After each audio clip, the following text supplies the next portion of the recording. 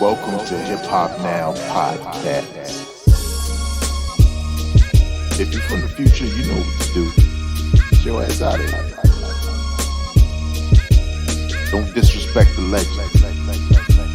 Hip hop is here to stay. Let's get right into the business. What up, y'all? I am your host, Vegas, and this is Hip Hop Now Podcast, a podcast specifically designed to keep you caught up on all things hip hop, music, and culture that happened throughout the week.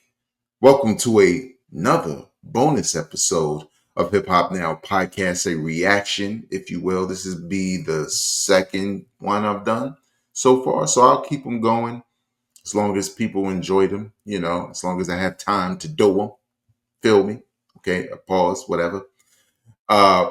Big shout out to those who have supported this podcast, whether you subscribe via audio, where the podcast is available on Apple Podcasts, Spotify, wherever you get your podcast listening.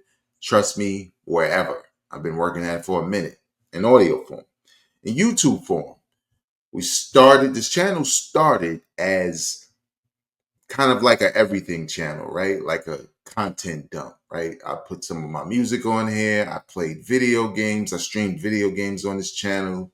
I put other hip hop content up here, but at one point during the 50th year of hip hop, I decided, okay, let's just take the audio podcast and make it a video podcast and go from there.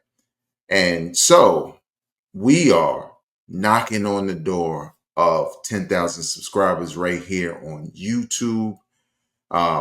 The goal of the year was 10,000 subscribers. We're not even at the halfway point, and we're about to hit 10,000 subscribers. So if you found this content, however you found it, through searches, maybe you like the shorts I post, subscribe to the channel, like the videos, and more importantly, share it with people you know enjoy this kind of content. Now, with a reaction comes me kind of doing two things: supporting the channels that I subscribe to, that I think post interesting content all the time, but just making sure it relates. So the first reaction video I did was about Spotify and whether Spotify's algorithm was ruining the music industry. You can check that out on the channel. There'll be links at the end of this video and a link up the top. But this one is a channel I subscribe to, and I think I follow him on social media. Def Goldblum, not Jeff Goldblum, Def Goldblum. And he does a series of videos, almost like essays about different things in hip hop, like most hip hop channels do, but he puts a lot of production and effort into it, and I kind of enjoy it. And this particular video was interesting. Let me bring it up on, first of all, let me do a couple of things. Boom, that's the logo, y'all, okay? Now let me bring it up. A guide to hip hop's most exciting movement. And if you're looking at the video and you look down at the bottom, it says Mike, Pink Sifu, and hip hop's postmodern expressionist movement, a video essay. Now, I know it says that I'm not subscribed there, but that's because this is not the login I use when I watch videos. This is the login for this channel. I don't watch videos to it, so what I subscribe to doesn't even matter on this channel. But personally, I do. No cap, okay? But I thought this video was interesting because I discovered most of these dudes who make this brand of hip hop through other reviews online, right? Or top 10 lists from hip hop sites where I would see Pink Sifu and I was like, who's that? And, why is he in Hip Hop DX Best of the Year? Maybe I need to check it out. And at one point, it took me down a rabbit hole of rappers who have just different styles, right? Different styles of approaching hip hop, whether it's the beats, whether it's the rhyme patterns, whether it's something specific they talk about. And Def Goldblum's going to break it down and we're going to react to it. So let's get to it and let's stop yapping, okay? Let's stop that.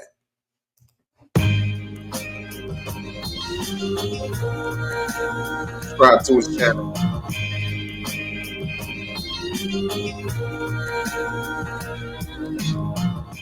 In the shifting landscape of contemporary rap, a new wave of artists has emerged, blending abstraction, personal introspection, and avant garde soundscapes. This movement has been a renaissance of artistic expression, bringing in waves of postmodern hip hop. The two strongest voices of this movement are Mike and Pink Sifu, whose music challenges the traditional structures of rap, embracing freeform lyricism, lo-fi production, and an ethos that prioritizes raw emotion over conformity.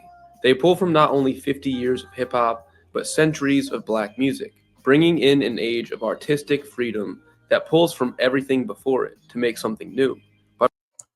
Really quick, this is a reaction video. You know, we have to stop every now and again to give our thoughts. Let me put the logo back up. I don't know what I was doing. I'm kind of wild.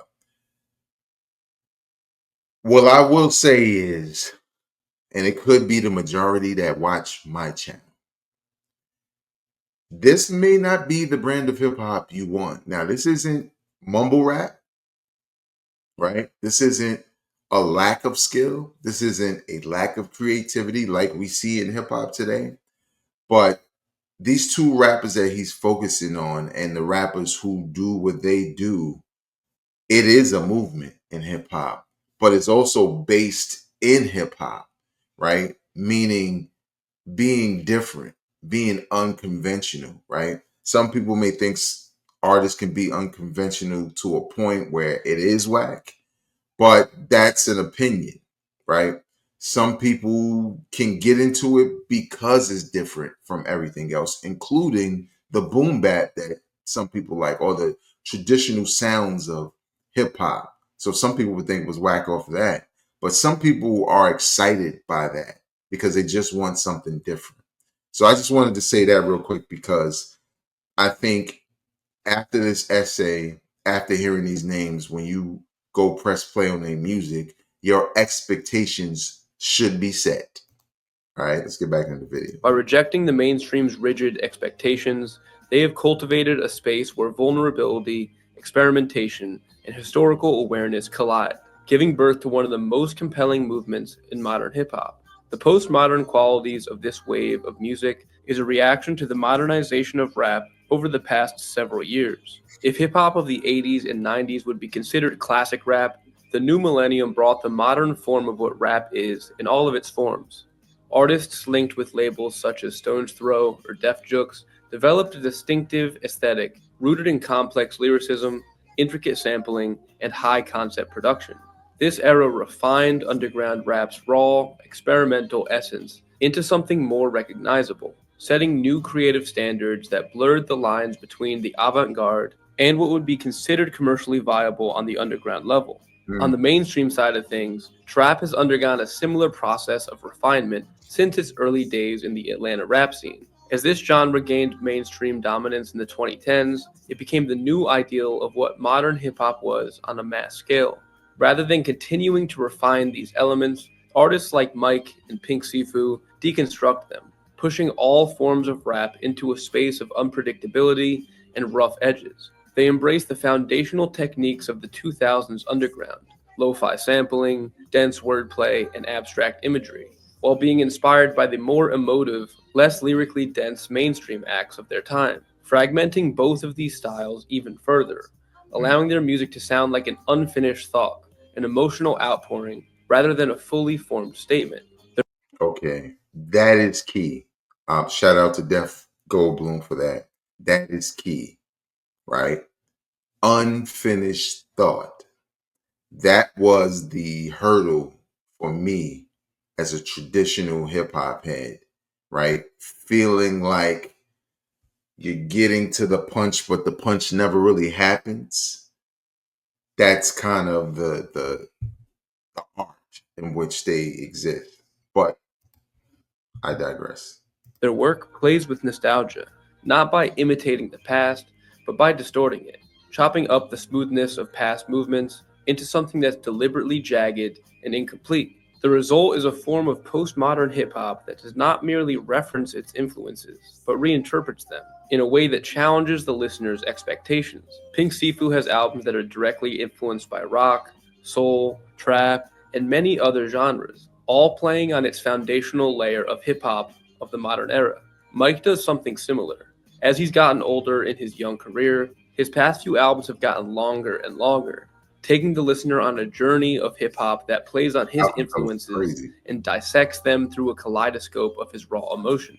Expressionism is an artistic movement that prioritizes raw emotion and subjective experience over realism.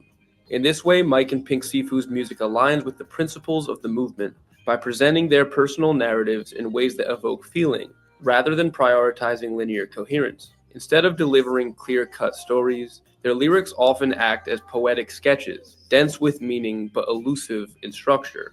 Mike, in particular, crafts music that feels like an internal dialogue, drenched in nostalgia and grief. His delivery is subdued, yet deeply expressive, allowing his voice to become another instrument within the composition, rather than the dominant focus. The murky production mirrors the hazy, dreamlike quality of memory, reinforcing an expressive approach to storytelling. Pink Sifu, on the other hand, uses irregular, shape-shifting vocal delivery that can shift from whispered vulnerability to outright chaos. His 2020 album was a prime example of expressionist intensity, as he moves between punk-inspired screams and spoken-word reflections of trauma. The erratic, visceral nature of his music makes it feel like an emotional outburst, unfiltered and deeply felt, while his work with Ali and Be Kool-Aid takes a much more internal, sensual approach, still with his tonations whispered in a haze of feeling rather than articulated to a T, letting the feeling of expression reign supreme. Mike emerged in the game a decade ago as a teenager and is often credited with pioneering the slum sound. He has crafted a deeply personal and emotionally charged body of work. His music is defined by murky, lo-fi beats that feel submerged in nostalgia. His lyrics depict his emotional memories, and his low-energy, stream of conscious flow works perfectly for making each song feel like it's pouring out of him, even if Okay, really quick. So leave your comments in the comment section below based off of what you heard so far. I think um, this video is doing an excellent job of explaining who these artists are, what the genre of or the subgenre of hip hop it is, what the approach to the flows are. It is not for everybody. I'll say that because it's almost as if you have to put yourself in a similar state. Like if you're new to hip hop and this is how you discovered hip hop, this is straight up normal to you. Like the approach is it's easy to digest because it's how you was introduced to it. But if you have spent like myself decades listening to hip hop from every region and you hear this, and I like to make a joke about about Bodie James, and artists like him making that disinterested rap with them disinterested flows, right? The way they approach it. This is a great explanation of what it actually is. It's they're being expressive in a way that's not going to spoon feed you what they have to say in a traditional way, boss.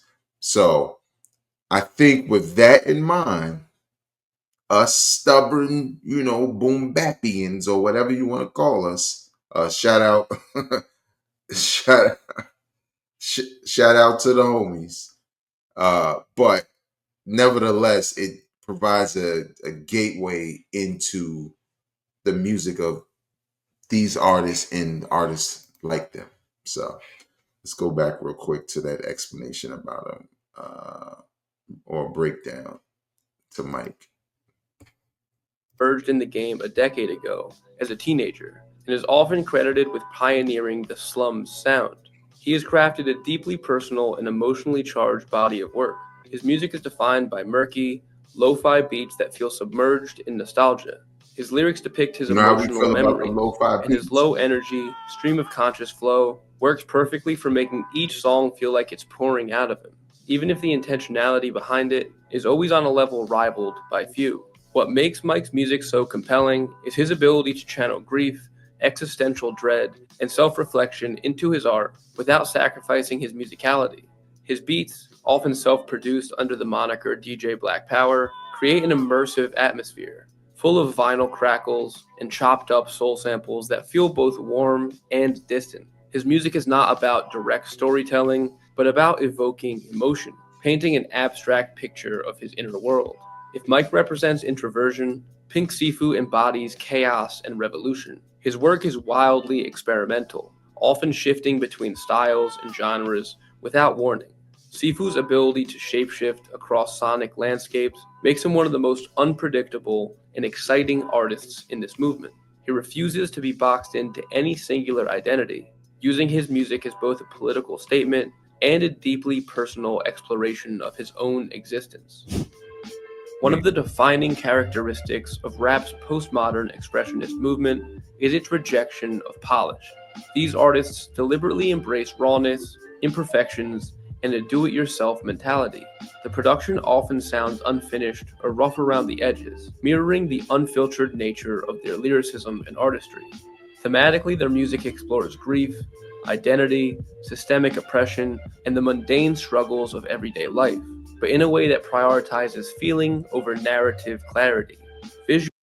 Now, this video is about 2 more minutes left, but I think something was key there when it comes to rap and the difference between what you may be accustomed to versus what these guys do. That description right there, rappers are typically the opposite, right? They're typically way more confident. Nothing bothers them, right? So there's no, if it's grief, it's the Dead Homie song, which is coming from a true place. Don't get me twisted. But pause. But also, it's gotten to a point where it's become, par for the course. Everybody's lost somebody. So when you have a new artist, sometimes you almost anticipate there being someone who passed who knew them before they was on, and now they're on. But the music in general on their albums tend to be more confident, whereas these guys tend to be more in a emo state with it. And I really like the description about, instead of telling you a story and what happened, it's almost as if they're giving you their reaction, and you have to figure out what the story was based off of their reaction, if that makes sense, which is kind of dope if you're a hip hop head. But let's continue. Struggles of everyday life, but in a way that prioritizes feeling over narrative clarity. Visually, the aesthetic mirrors the sound. Their music videos are often grainy, rejecting the Ultra HD style of media in recent years. Their videos often feature heavy distortion and color grading that captures dreamlike surrealism. The artwork on the cover of their albums often lean towards minimalism, collage-style artwork, snapshots of emotional memories, or abstract imagery, reinforcing the themes of the movement and the music that they make. As this movement continues to gain traction, it continues to evolve.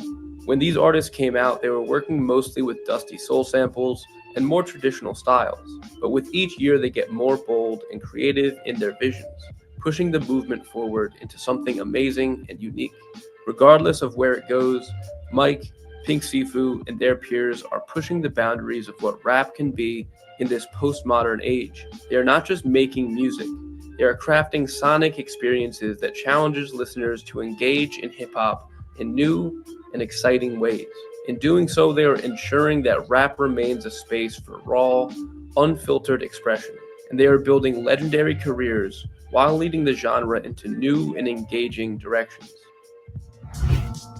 Thank you for watching, everybody. Let me know down in the comments who are some other artists you feel fit into this postmodern expressionistic movement. I hope you all... That was pretty dope. Shout out to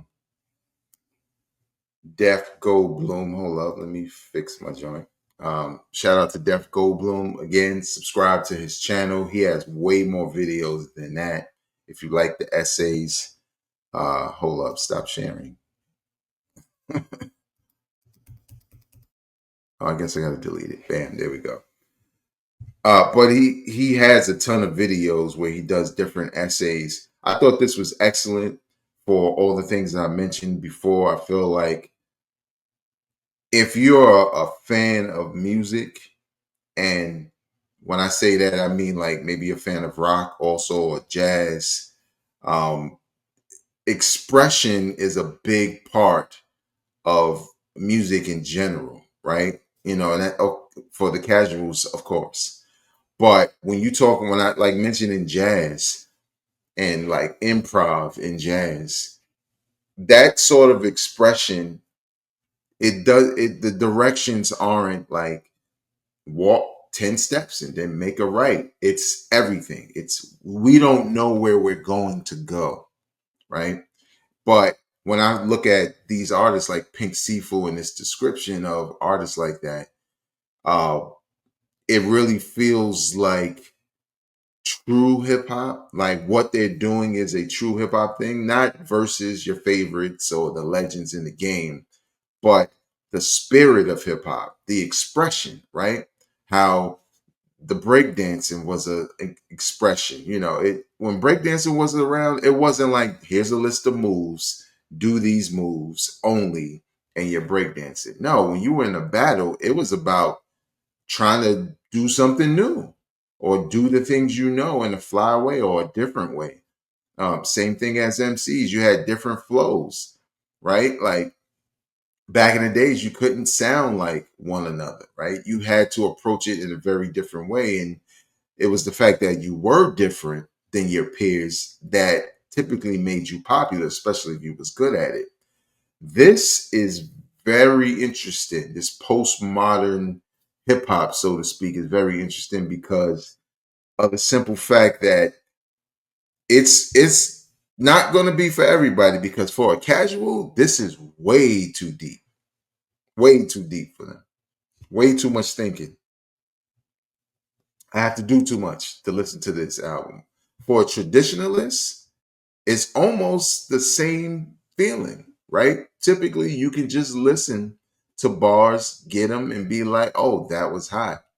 But like I said earlier, having the ability to, at least lyrically and flow wise, to not tell you the story of what happened, but to give you their reactions as clues to what happened. So it forces you to figure out what they're talking about in a lot of ways, because you're like, oh, he shouldn't have went to the store.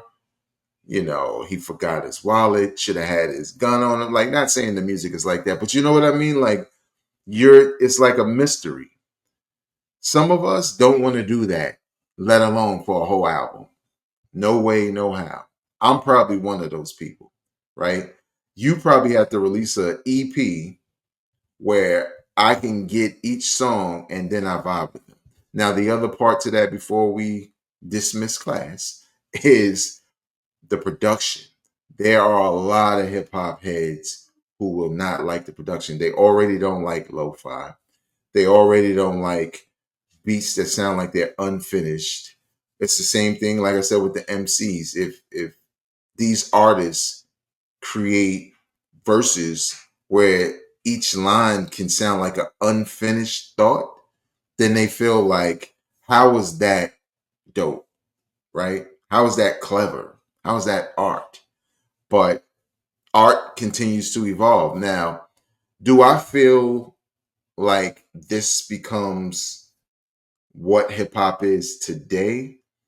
I think there's a strong argument to be made based off of what he said in this video about 80s and 90s being considered classic rap, and modern rap, like your Drakes and your Kendricks and all that, being what rap is today, and postmodern kind of being like a subgenre or the underground to the modern hip hop. Just like when you had Biggie, you had Def Jux, right? Stuff like that. So in a lot of ways, I think if you're interested, like, I think he did an excellent job with the breakdown of what this music is. And if that makes sense to you, go check it out. Go check out the artists that fit that category. right? I kind of feel that way sometimes when I listen to Billy Woods, right? Where I could be straight up lost. And sometimes I need the beats to have some form of rhythm or direction to them. And the more they don't, the less engaged I am. But that is me. What do you feel about postmodern hip hop? Does that sound like something you would like to hear? Or does it sound like trash to you? Like, yo, they can't rap, they can't make beats, it's whack. That's what we used to call that stuff. Leave your comments in the comment section below. Follow me on social media at Vegas World INC. Subscribe to the podcast in audio form wherever you get your audio podcasts. Subscribe right here on YouTube to help us get to 10,000 subscribers by the end of 2025. Until next time, y'all, I am not a critic, I'm a fan. Peace.